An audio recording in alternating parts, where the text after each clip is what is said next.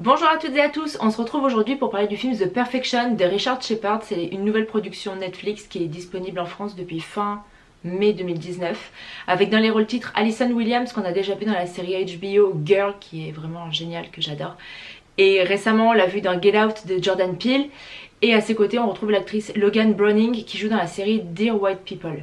The Perfection, c'est au premier abord un thriller, puis un film d'horreur et presque un film gore sur la fin du film. La vidéo sera en deux parties, je vous le dis tout de suite, il y aura une partie sans spoiler et une partie avec spoiler parce que c'est clairement impossible de se parler de ce film là sans trop en dire et j'ai pas envie de gâcher la surprise à ceux qui ne l'auraient pas encore vu. Je vous mettrai un timecode quand la partie avec spoiler commencera pour que vous puissiez aller à la fin de la vidéo parce que j'aurai une annonce à faire, donc voilà, pour qu'on puisse se retrouver en fin de vidéo.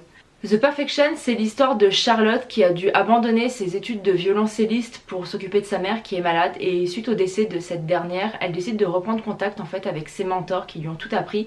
Elle décide de les retrouver à Shanghai pour un concours, un récital, et en fait elle fait la connaissance de leur nouvelle prodige, la jeune Elisabeth, qui est beaucoup plus douée qu'elle et qui s'attire vraiment toutes les faveurs du public. Une espèce de rivalité ça va s'installer entre Charlotte et Elisabeth. Et le film va nous emmener dans des terrains assez bizarres, assez obscurs. Clairement, c'est le genre de film qui, au premier abord, je pense qu'on sera nombreux à avoir pensé la même chose. Clairement, au début, ça faisait penser à Black Swan de Darren Aronofsky. On était vraiment sur le même terrain de jeu, on va dire, avec deux personnages féminins principaux qui sont rivales, qui évoluent dans une sphère en fait qui est artistique. Dans Black Swan on était sur la danse classique, ici on est dans la musique, on est avec deux violoncellistes. On a cette histoire de rivalité, de jalousie, on a une espèce de tension sexuelle qui se crée entre les deux personnages féminins. Mais la comparaison elle va rapidement s'arrêter ici parce que The Perfection redistribue en fait sans cesse les cartes. En fait, au fur et à mesure que le film avance, on va sur un nouveau terrain auquel on ne s'attendait pas, puis un autre, puis un autre, puis un autre, jusqu'à un final qui est assez fou, assez fou. Alors partout sur internet vous allez lire qu'il y a des gens qui ont vomi, des gens qui se sont sentis mal, etc. Quand même, il n'y a pas de quoi en faire autant, mais clairement le film il va là où on ne s'y attendait pas du tout. Moi je m'attendais absolument pas à ça en voyant ce film là, je pensais que ça allait être un thriller un petit peu horrifique. La bande-annonce était plutôt cool, mais voilà, n'en dévoilez pas trop. Mais on est sur un film d'horreur psychologique qui nous offre quelques scènes quand même assez gore. Au niveau de la réalisation, on est sur quelque chose qui est quand même assez bien, c'est pas un téléfilm. C'est un bon film. Alors je dis pas qu'on aurait pu le voir au cinéma. Ça c'est toujours ce que je me dis au niveau des productions Netflix, c'est est-ce que ce film là, j'aurais pu le voir au ciné ou est-ce qu'en temps normal ça aurait été un direct to vidéo. Clairement je pense que ça aurait été un direct to vidéo, on l'aurait pas vu en salle. Mais franchement c'est un film qui vaut le coup, qui a une belle réalisation, qui a un scénario qui est bien écrit, qui est bien ficelé, qui emmène le spectateur en fait sur les terrains qu'il veut pour sans cesse en fait redistribuer les cartes. Et ça j'ai trouvé que c'était vraiment cool parce qu'il y a plein de moments en fait où on ne s'attend absolument pas à ce qui va se passer. On crée des certitudes qui sont très vite en fait déjouées, en fait, qui tombent assez rapidement à l'eau. Et ça j'ai trouvé que c'était vraiment très cool.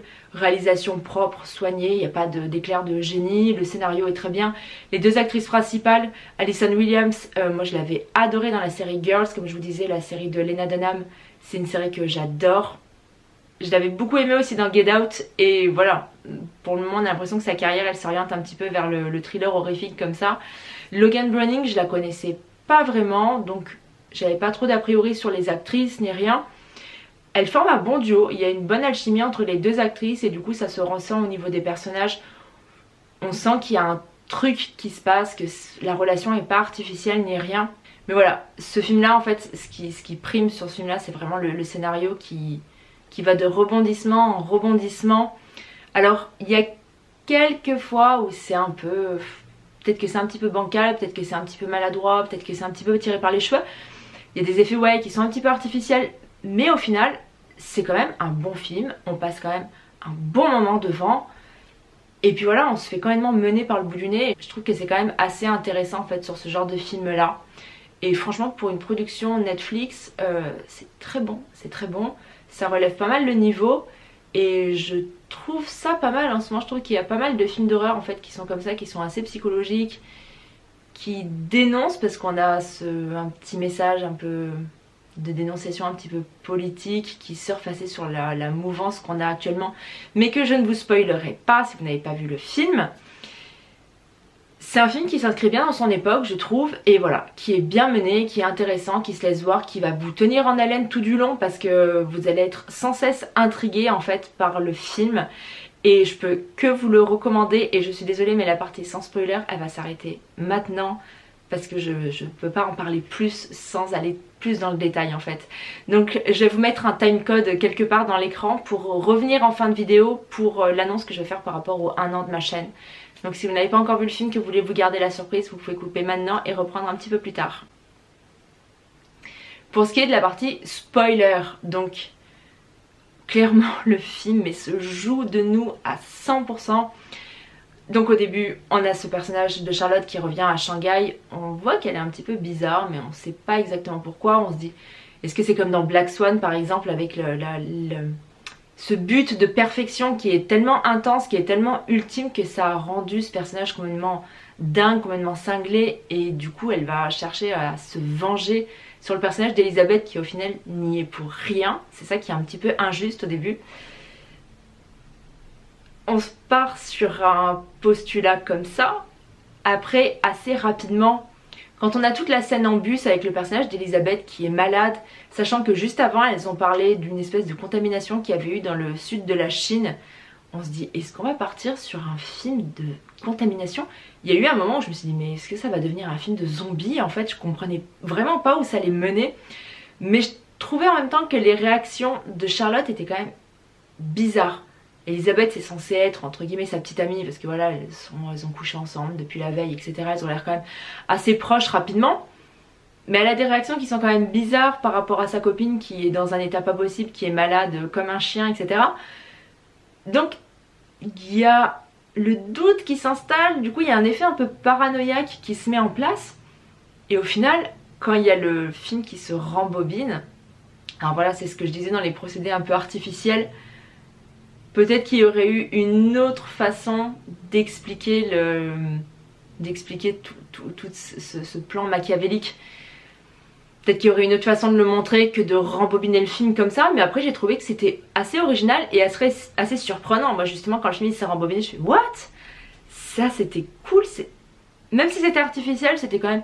Allez, c'était quand même assez bien mené. Après quand ça se passe la deuxième fois, du coup l'effet il est déjà un peu trop redondant, mais bon... Donc après, on part sur un film de rivalité, on se pose la question si ça va être un film de contaminé, on se retrouve sur un truc complètement paranoïaque, complètement bizarre. Et après ça, on se retrouve sur un grand laps de temps où on se demande vraiment où le film va nous mener. Parce que du coup, il y a Charlotte qui fait couper sa main à Elisabeth, Elisabeth qui essaye de revenir chez les mentors et eux, ils la virent comme une malpropre parce qu'ils ont récupéré une autre petite fille. Et là, on se rend compte qu'il y a en fait... encore une autre histoire sous les autres histoires qu'on a déjà vues auparavant. Et c'est là où bah, du coup le message politique, le message actuel il se place, c'est qu'en fait c'est voilà, c'est la revanche des victimes.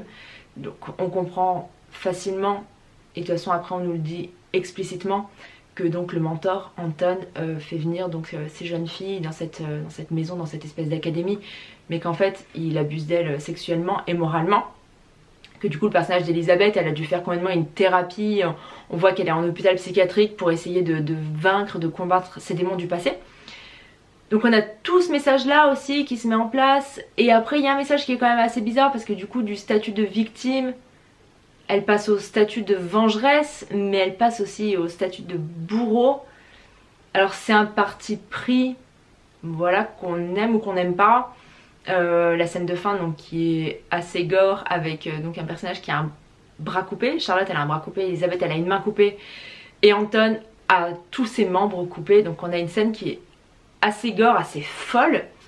Mais après voilà, est-ce que le message est bon ou est-ce que voilà ils avaient envie d'aller vraiment dans l'extrême de ce qu'une victime peut faire subir à son bourreau pour se venger? Qu'elles auraient pas mieux fait de le tuer. Apparemment il y a une des deux actrices qui dit qu'elle aurait préféré que le personnage d'Anton meure carrément pour en fait mais qu'il n'existe plus, qu'il n'ait plus d'existence. Après voilà, le garder en vie comme ça me fait penser à un autre film, ça m'avait pensé au film American Mary, je sais pas si vous l'avez vu, des sœurs Soska. On est un peu sur le même genre de délire comme ça. Moi j'ai bien aimé, j'ai trouvé que c'était surprenant, je m'y attendais absolument pas. Même si le film pour moi il n'est pas vraiment parfait, il n'est pas réussi à 100%.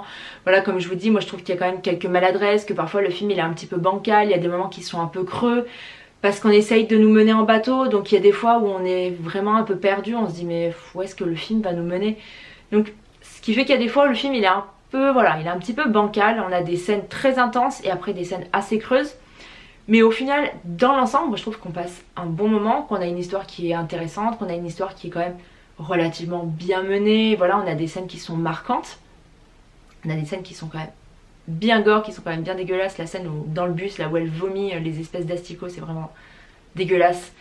Après moi franchement, j'ai passé un bon moment, donc pour moi un film pendant lequel je passe un bon moment, même après coup où j'en ai un bon avis, pour moi c'est un film qui est réussi.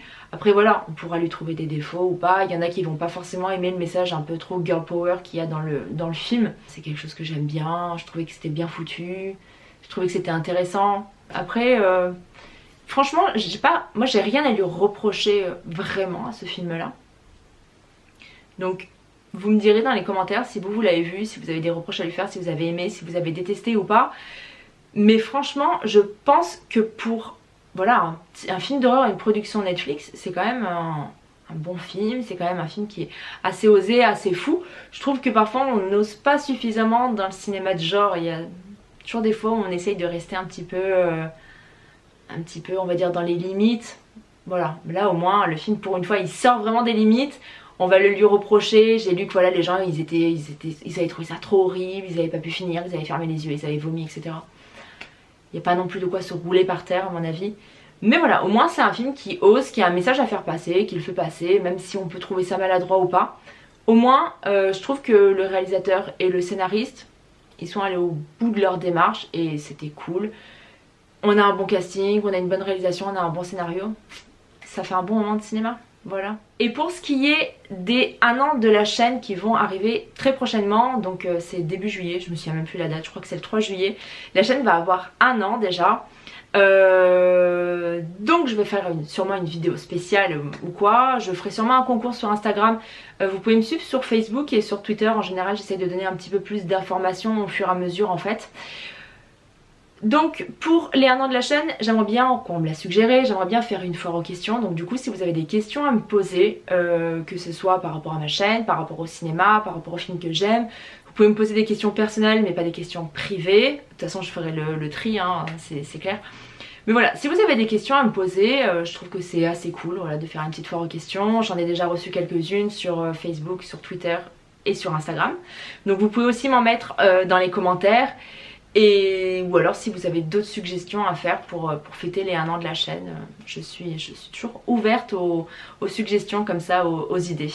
En tout cas j'espère que cette vidéo vous aura plu, que je vous aurai donné envie de voir le film.